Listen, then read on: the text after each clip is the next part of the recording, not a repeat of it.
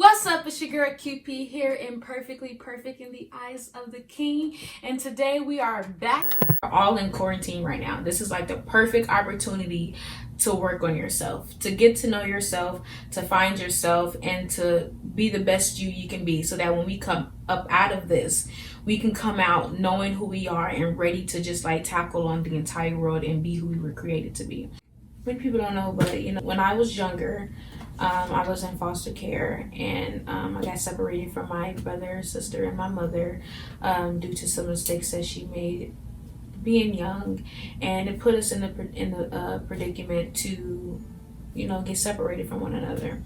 I have yet to reunite with my older brother, and I found my sister on Facebook 2016, and I just put that in God's hands, and I'm just going to allow him to work that out. Hopefully one day we can work on building a relationship with one another.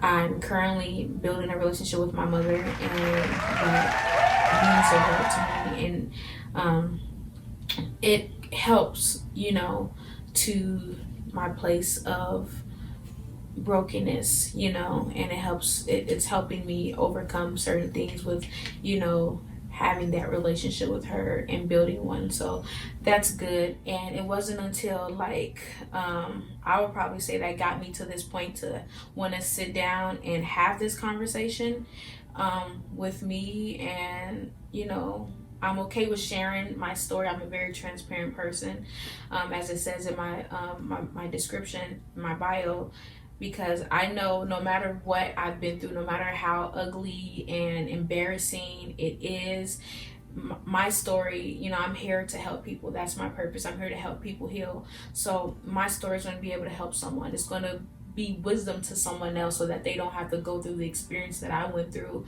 and so that they don't put themselves in my shoes and took the steps that I took incorrectly, so that if they get heartbroken, or if they are currently in that state, they have tools that they can use to help them come out of that and overcome it. So acknowledgement would be the first thing that to help you, is the first step in overcoming, your brokenness, is the first step into not settling. Whatever it is that has you in a place of pause, whatever it is that's a burden on your life, whatever it is that's causing you pain, distress, and stress, you need to acknowledge that. Whether you were raped, whether you were molested, whether you were abandoned, whether you were anything, whether you were just taken from people that you love, or whether you decided to remove yourself due to self-sabotage, and the struggle with being able to commit yourself or being consistent and faithful in someone's life, you have to bring acknowledgement to whatever that issue is.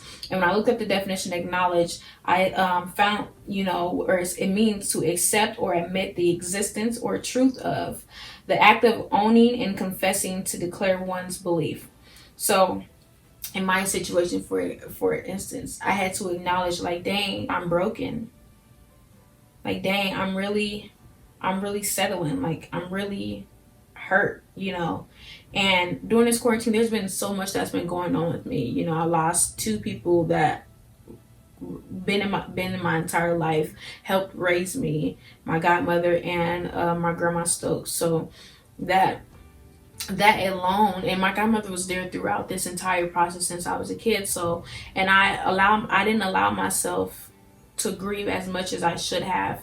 I'm still in the grieving process. I go through the motions of, when I think about her, allow myself to use that time to cry and to grieve. And then sometimes when I don't want to feel that pain or that hurt, I try to erase the thought, and I'll just get busy and do something else to take my mind off of it. And I rob myself that opportunity in the healing process, because I didn't deal with whatever that issue was.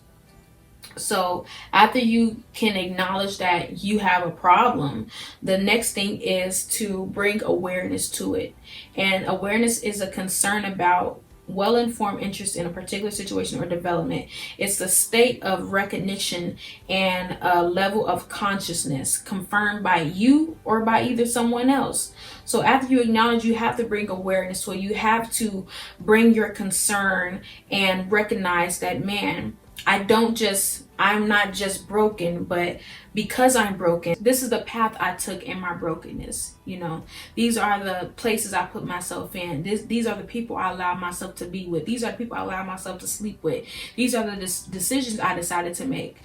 I don't just have a problem, but the problem is affecting my life and my decisions, and it's also preventing me from pursuing purpose, from being, if you're married, from being a good wife to my husband, if you're a husband, for being a good husband to my wife, from being a good daughter, from finishing school, from living, from being happy, from not sabotaging my relationships with people.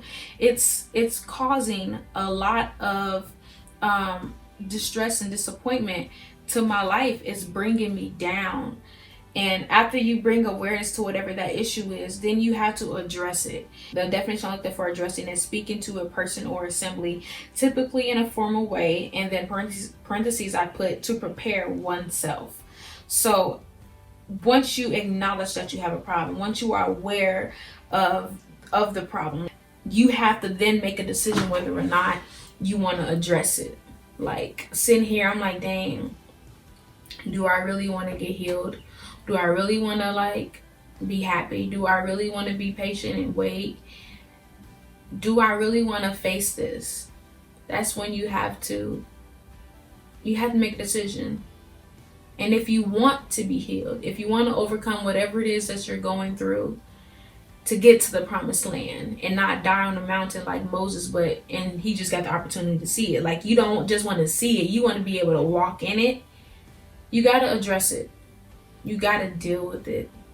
You got to take all the steps that you need to take to overcome that battle. And can't no therapist, can't no parent, can't no mom, no friend, no best friend, nobody make you address something.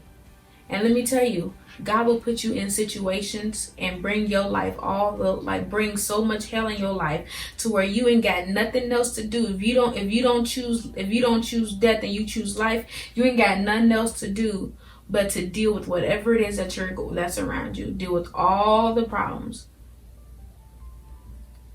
And he will also remove people from you too, to where when you call somebody, that person that's always answering their phone don't pick up.